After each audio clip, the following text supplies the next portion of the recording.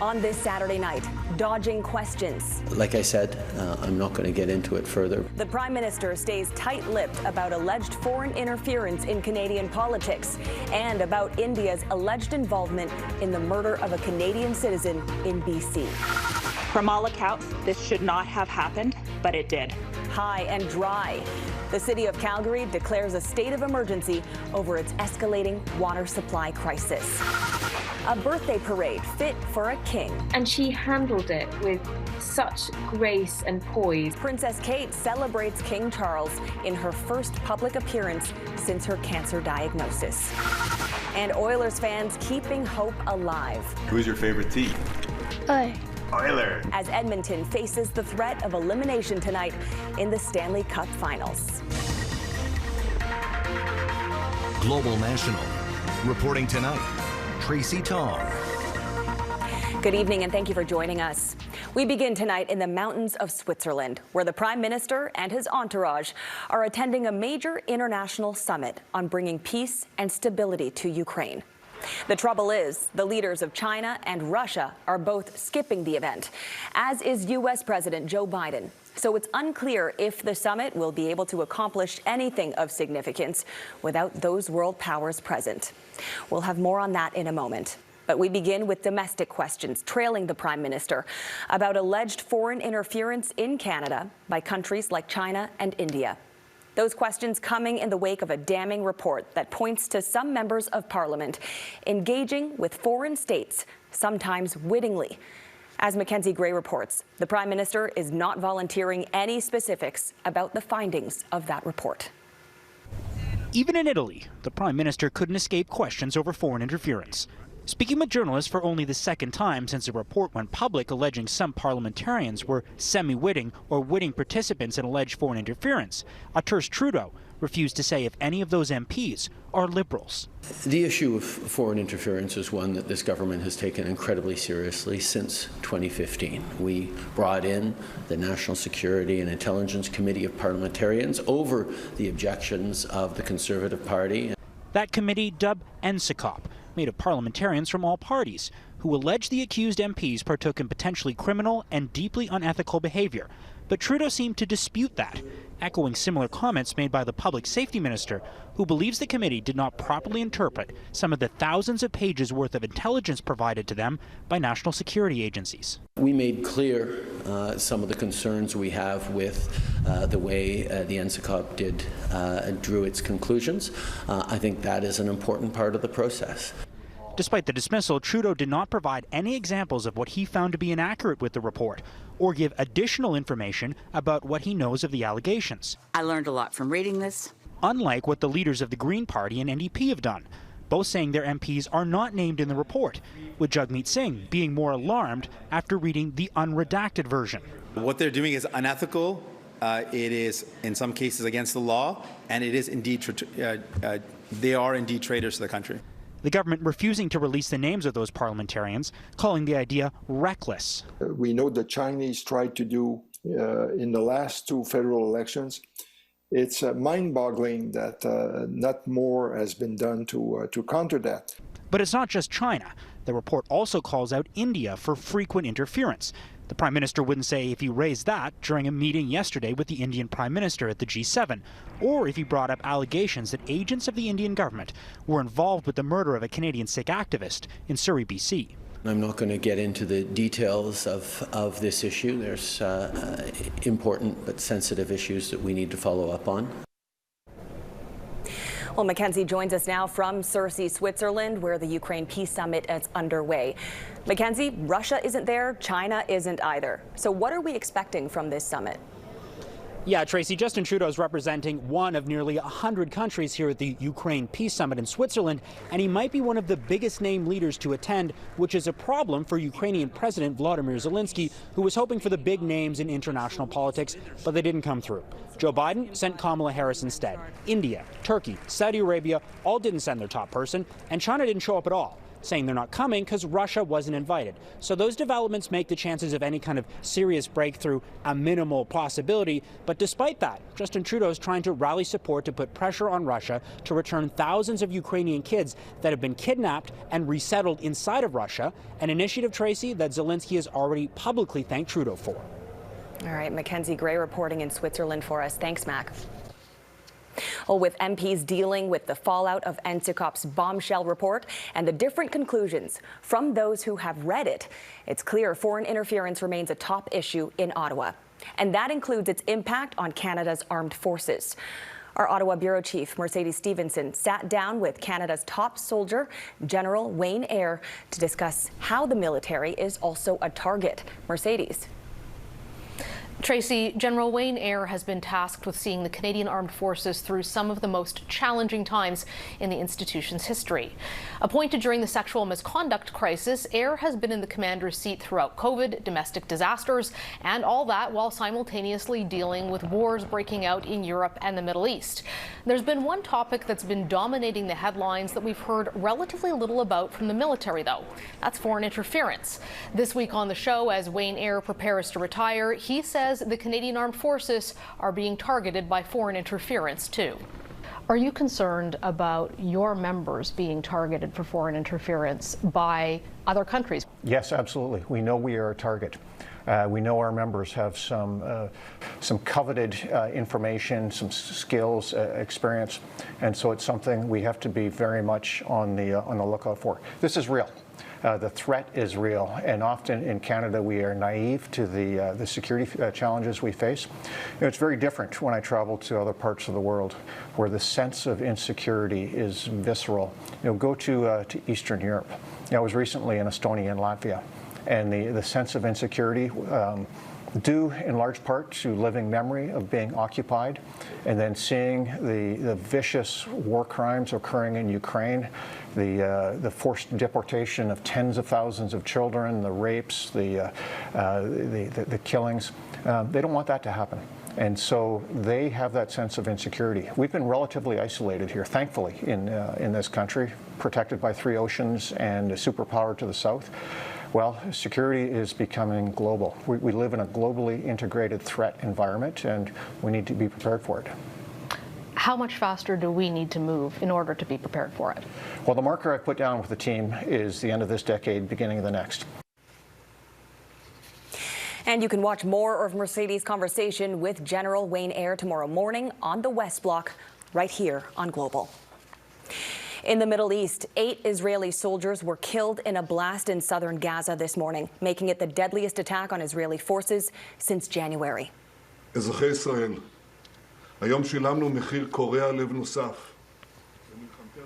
Israeli Prime Minister Benjamin Netanyahu expressed deep sorrow over the deaths, but reiterated that the country must, quote, stick to the goals of the war. The IDF says the soldiers were in an armored carrier when the explosion happened in Rafah, a city that Israel has called Hamas's last major stronghold. The Palestinian militant group claims to have ambushed the vehicle, killing everyone on board. The deaths put the number of Israeli troops killed in Gaza over 300. The Hamas-run health ministry says Israeli bombings have killed some 30 Palestinians in the past 24 hours. At least 15 of those deaths were reported in central Gaza after Israeli forces intensified airstrikes on several suburbs southwest of Gaza City. Dozens are said to have been injured in the strikes. Calgary declared a state of local emergency today as the city's ongoing water crisis continues to get worse. It's now been 10 days since the city reported what it's described as a catastrophic water main break. Now there are signs it could still take weeks before things get back to normal. Adam MacVicar has the latest on this ongoing emergency from Calgary. Adam. Well, this is the site of the original feeder main break and the focus for city crews over the last 10 days. But that focus is now shifting further down the line where further faults were found following an inspection, prompting city officials to declare a local state of emergency. Another unexpected turn in repairing a critical link in Calgary's water system. At 8 a.m. this morning, I signed the paperwork to declare a local state of emergency for the city of Calgary. The move allows for better coordination of resources and access to private property to stage crucial materials, with calls out across North America and the private sector to source parts and resources. We're bringing every tool in the toolbox forward to advance and support this massive construction effort. That effort now expected to take up to 5 weeks after a robotic inspection found 5 additional areas within 4 kilometers of the break that need critical repairs, more than a week after the crucial line initially burst. I'm not saying it's never happened anywhere, but certainly I think this is the largest water distribution failure that we've seen in Canada. Outdoor water restrictions remain in place and an outright fire ban. Calgarians are also being asked to pare down indoor water use. Upset, that's for sure. But, you know, life is what it is. We've got to deal with it. The developments come on Neighbour Day in Calgary, an annual citywide community event recognizing the volunteer efforts and community spirit during the 2013 floods. And with the Calgary Stampede mere weeks away, the concern turns to the influx of visitors. The tourism side, right? I mean, clearly we need that. That is going to result in additional water consumption. But the mayor says they're working to shorten their timelines. This is an all-hands-on-deck situation. Emergency officials asking Calgarians to continue those water-saving efforts with concern over public fatigue, as it remains unclear how much more Calgarians have left to give. Tracy? Adam MacVicar in Calgary for us. Thank you. The city of Toronto is opening its pools today, a little earlier than usual. It's in anticipation of much hotter than normal weather in the coming days. Forecasters are calling for a long, intense and dangerous heat wave to blanket much of the region beginning on Sunday.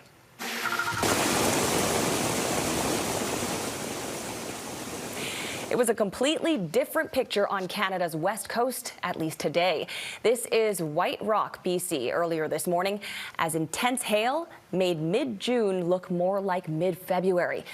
The intense but short-lived storm causing some localized flooding in the normally idyllic seaside community.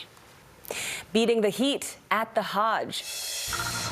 Scorching temperatures in Saudi Arabia as massive crowds gather for the annual pilgrimage. Plus, Princess Kate steps back into the spotlight. More news in a moment.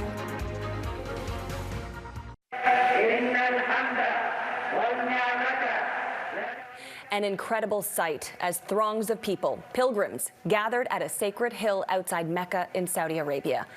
Amid the sweltering heat, Muslims trekked around what's known as the Hill of Mercy to ask God for forgiveness, prosperity, and good health. The ritual is part of the 5-day Hajj pilgrimage, one of the largest religious gatherings in the world. There was a sigh of relief across the UK today as the Princess of Wales made her first public appearance in nearly 3 months. Kate Middleton continues to battle cancer away from the public eye, but today she stepped back into the spotlight. Here's Vanessa Wright. In her first public appearance in months, the Princess of Wales was all smiles, riding in a carriage with her children at Saturday's Trooping the Colours celebration. The roar of the crowd when she came out. Now, it was raining, of course, when they left Buckingham Palace, but the roar of the crowd was there because people were really happy to see her. Kate had been laying low since revealing she was receiving treatment for an undisclosed form of cancer in March. But at the birthday celebration for King Charles, who continues to battle his own cancer diagnosis, it was as if she had never left. And she handled it with such grace and poise. And I think that seeing her up there on the balcony was a real comfort for the country. Kensington Palace says today's appearance should not be considered a sign Kate will resume her official duties. But a royal watcher tells me even a glimpse of Kate is enough to calm the hearts and minds of a nation anxiously awaiting her return. It's exciting, and it kind of you worry when you don't see somebody for 9 months or 8 months, and she has cancer, and you just hope for the best. She's a really strong person, and it's really nice to see her here today. It was really special. She's out and about, and it's wonderful for people to be able to see her. On Friday, Kate put out a message thanking supporters for their thoughts and prayers, admitting she has good days and bad days as she continues a few more months of preventative chemotherapy treatment. Even if today had been a bad day, I think having so many people there, quite literally cheering for her, would have really, really helped. A moment many will cling to until she returns. Vanessa Wright, Global News, Toronto. A Swiss art museum is removing several masterpieces from display over concerns they may have been stolen by Nazis. 5 paintings at the museum in Zurich, including works by Monet, Van Gogh, and Gauguin, are being taken down after the foundation that provided them revealed it's trying to determine the rightful owners. Emil Borle was a German-born arms dealer who became wealthy during the Second World War. Some of his private collection has been linked to looting by the Nazis. Organizers of the Paris Olympics are defending plans to host competitions in the River Seine, despite troubling news about E. coli contamination. So no reasons to doubt. We are very confident as well that we will swim in the Seine this summer. On Friday, E. coli levels in the Seine were found to be unsafe after a week of heavy rain. Storm sewers in Paris can flood sewer lines. To fix the problem, organizers spent $1.5 billion on a new reservoir system. Marathon and long-distance swimming events are scheduled to take place in the Seine, which had been too polluted to swim in for the past century. Ahead, the fight for safety and accountability for Canada's military women. Survivors of sexual assault in the military say there's a long way to go to make Canada's military a safe place for women to serve. On Wednesday, Ottawa's Veterans Affairs Committee released a scathing report on how women are treated by the Canadian Armed Forces and Veterans Affairs. Heidi Petracek reports. And that's my trades training right there. I was top student. Joanne Franklin spent 30 years in the Royal Canadian Navy out of sheer perseverance after she was sexually assaulted during her service. So what happened to me started out as something consensual. But it quickly became a nightmare, she says, that included sexual extortion. And I buried it. I didn't start talking about it until I released from the military in 2020. The contents of a recent Veterans Affairs Committee report on the experiences of female veterans are all too familiar to Franklin. It found women in the Canadian Armed Forces are almost 3 times more likely to be survivors of sexual misconduct during their service than men. Women were left vulnerable when there was sexual misconduct. On behalf of an institution that has failed you, and despite that apology in 2021, this report recommends that the government and the Canadian Armed Forces officially apologize to the women who have served and continue to serve in a culture where military sexual trauma has been allowed to thrive. Finally. And there's a lot of work to be done. Mia Lynch's first sexual assault happened after she joined the Naval Reserve as a teen. I ended up getting a rape kit done, which was my first pap test. And I refused to say a name because that wasn't how I was going to start off my military career. The culture of the military, she says, doesn't encourage women to come forward and doesn't hold perpetrators accountable. That means women don't feel safe. She left the force in 2018. This isn't something that she just shrugged off by the government, the general population. The only way for the Canadian Armed Forces to change is for CAF leadership to be willing to sit down with the victims that its system created. For Franklin, the slow pace of change noted in the report is proof those at the top still aren't listening. Heidi Petracek, Global News, Hubli, Nova Scotia. Up next, gauging the mood of Oilers fans ahead of a critical Game 4.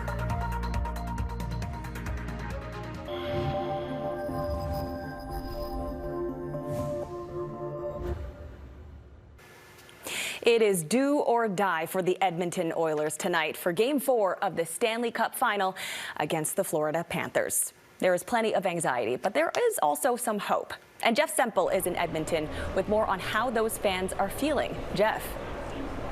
Tracy, the Stanley Cup is in the building and on the line. But Oilers fans, like their team, know a few things about persevering through adversity. These Stanley Cup finals mark the culmination of a remarkable journey for Easton Oeting. Throw your jersey on? The 6-year-old was born with a rare disorder. He struggles to walk and talk, but he has no problem cheering on his favorite team. Who's your favorite team? Oilers. Yeah. A couple of years ago, Easton's parents had an idea for Halloween. When your special needs son needs a Halloween costume, and your husband is handy. Easton's mom produced this video, her husband constructing an Oilers Zamboni fitted with a makeshift wheelchair. Y'all ready for this? They posted the video online. All of a sudden it was like boom, it just blew off. The video has since been viewed millions of times, and then they received a phone call. Oilers superstar Connor McDavid wanted to meet. Is he your favorite player? Yeah. Yeah. Did he sign your jersey on your back? Yeah. Not only did McDavid autograph his jersey, the entire Edmonton Oilers signed his Zamboni. Just the smile on his face when he sees the players and he gets to high-five them. Surprisingly, the family is actually from enemy territory, Sarnia, Ontario, southwest of Toronto. They drove 30 hours to Edmonton for Saturday's must-win game. Even just walking around the arena and around the fan parks and stuff like that, people are always coming up to him and say, "Cool wheelchair, man." And yeah, it's just been unreal. And they're not the only out-of-towners. During the semifinals a couple of weeks ago, this British Columbian was inspired to write a song. Should I just give her? Let's go. He posted it online, and a couple of Edmonton radio DJs happened to hear it. Let's go, let's go. It suddenly becomes something of an unofficial anthem. I hear the Oilers boarding. They're coming on. To play Canada's favorite game. For an Edmonton team with its back against the wall, searching for hope and inspiration, they needn't look very far. Let's go! Next week, Easton turns 7 years old. And Tracy, you can probably guess what he wants for his birthday. Well, we hope all of his birthday wishes come true. Jeff Semple in Edmonton for us. Thanks, Jeff. And that is Global National for this Saturday night. I'm Tracy Tong. Tonight's Your Canada is this grain elevator in Sharples, Alberta. We love seeing Your Canada, so please keep emailing your photos to viewers@globalnational.com. Thanks for watching. See you again tomorrow.